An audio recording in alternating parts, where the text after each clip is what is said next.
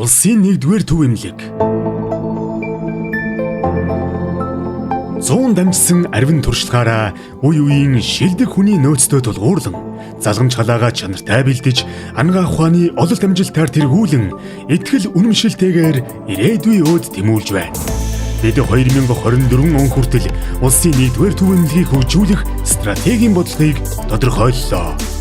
Хүний нөөцийн хөгжлийн хөтөлбөр, онцлогоо эмчилгээний дэвшилт технологиг нэвтрүүлэх, байгууллагын бие даасан байдлыг хангаж, менежментийн олон улсын шилдэг арга барилыг нэвтрүүлэн, санхүүгийн тогтвортой байдлыг хангах, эрдэм шинжилгээ, инновацийн хамрах хүрээг өргөжүүлж, төвшинг дэлхийн тэргүүлэгч жишгт хүргэх, эмчилгээ, үйлчилгээ, суйлгаа, орчны шинжилгээг олон улсын түвшинд нийцүүлэх.